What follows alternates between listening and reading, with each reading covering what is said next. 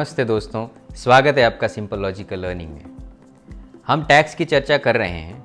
अगर आप किसी व्यक्ति को पूछें कि भारत में हाईएस्ट इनकम टैक्स का रेट क्या है किसी व्यक्ति को लगने वाला, तो वो बताएंगे 30%। और उसी को ध्यान में रखते हुए वो अपनी कैलकुलेशन भी करते हैं, अंदाज लगाते हैं, एडवांस टैक्स भी भरते हैं, और जब एक्चुअल टैक्स निकलता है तो टैक्स ज़्यादा निकल जाता है, क्योंकि उन्होंने सरचार्ज और सेस को ध्यान में नहीं रखा था।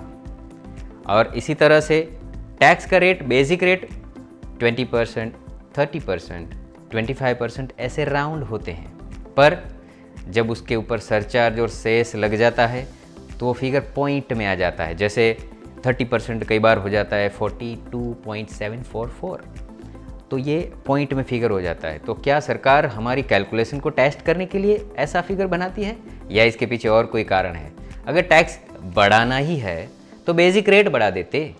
ये अलग से सरचार्ज और सेस क्यों लिया जाता है? क्या उसके पीछे कोई वजह है? क्या कोई लॉजिक है इसके पीछे? आज हम चर्चा कर रहे हैं, समझ रहे हैं कि टैक्स, सरचार्ज और सेस, इसमें क्या डिफरेंस है। तो जब हम इनकम टैक्स की बात करते हैं तब 3 स्टेप आपको दिखेंगे। एक होगा बेसिक रेट, दूसरा है सरचार्ज और तीसरा है सेस।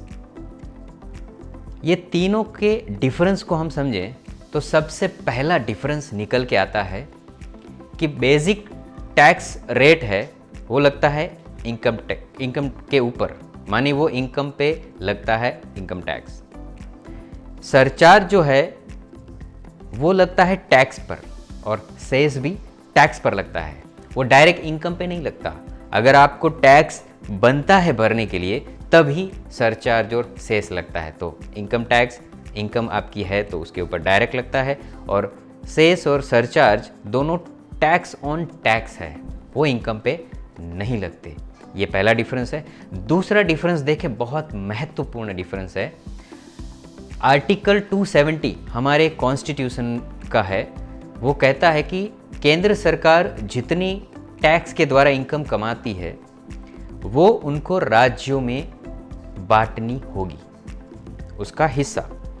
और वो हिस्सा आज की तारीख में देखें तो लगभग 41% है।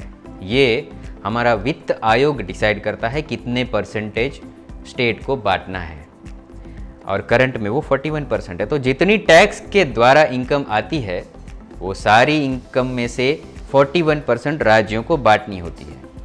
तो यहाँ महत्वपूर्ण डिफरेंस क्या बनता है? जो इनकम टैक्स बना वो केंद्र सरकार को राज्यों में बांटना पड़ेगा, पर सरचार्ज और सेस, इसके बारे में उसी आर्टिकल 270 में कहा गया है कि ये दोनों केंद्र अपने पास रख सकता है, उसको राज्यों को बांटने की ज़रूरत नहीं है।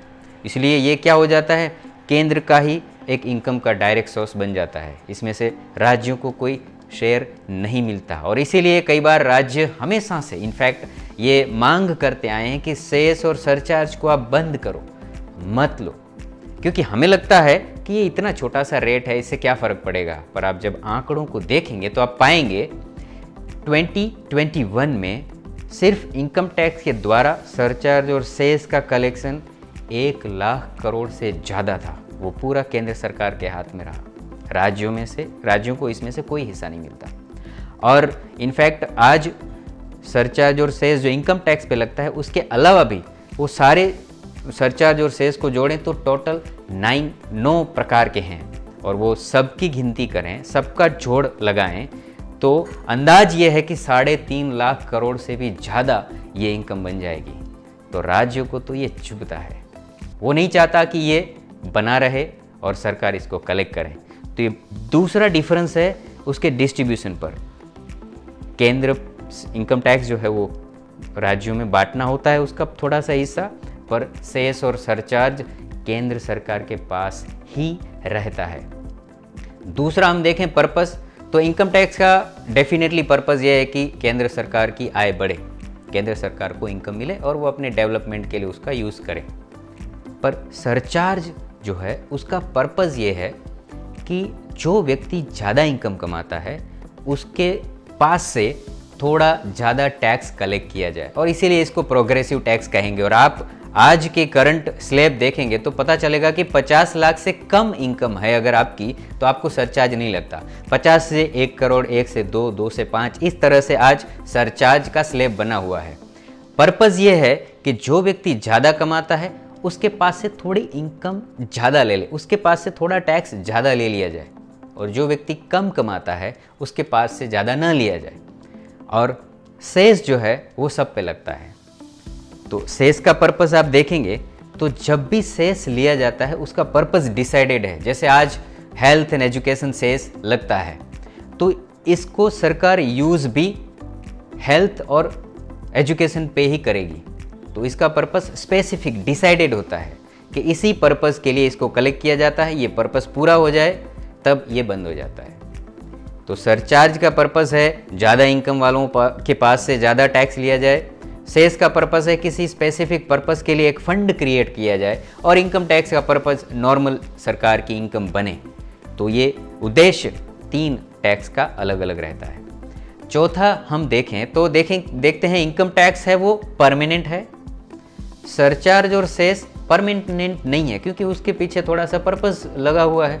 सेस का पर्पस निकल गया वो सेस निकल जाता है, और सरचार्ज जब सरकार को है कि नहीं अभी इसको नहीं लेना है, भले रेट फिक्स रहे, ज़्यादा इनकम वालों के पास से टैक्स नहीं लेना है तो उसको बंद कर सकती है। पर इनकम टैक्स है वो परमानेंट है, वो दोनों टेम्परेरी हैं।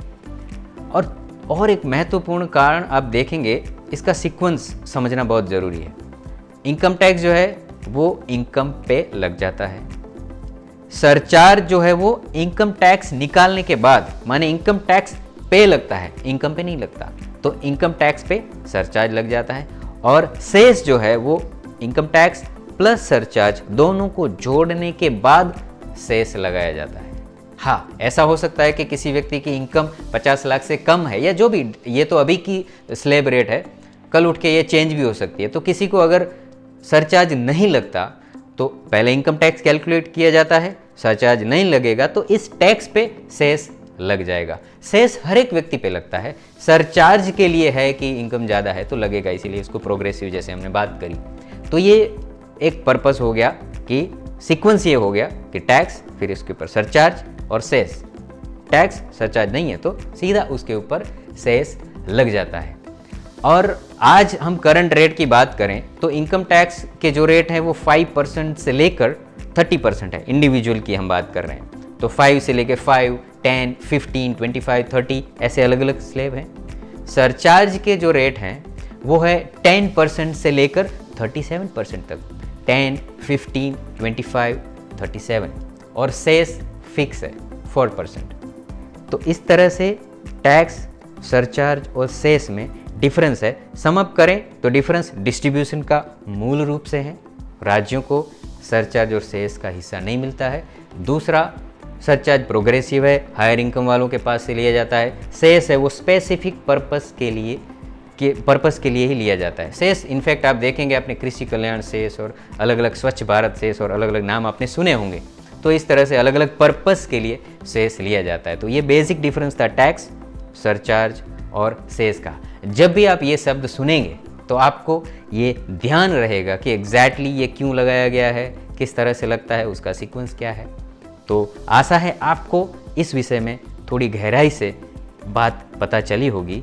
तो आज का हमारा यही पर्पस था कि इसके डिफरेंस को समझे, क्योंकि आए दिन हमें मिलता है सरचार्ज, सेस, टैक्स अलग अलग तरीके से लगता है, दिखता है। तो ये इसका लॉजिक है, इसका पर्पस है, और यही इनकम टैक्स में इसी सीक्वेंस में ये चलता है। तो कैलकुलेशन में भी इसको ध्यान रखना है।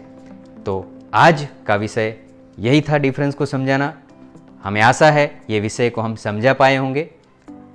मिलते हैं अगले वीडियो में कोई और इंटरेस्टिंग नए सब्जेक्ट के साथ। तब तक जुड़े रहिए सिंपल लॉजिकल लर्निंग के साथ। धन्यवाद।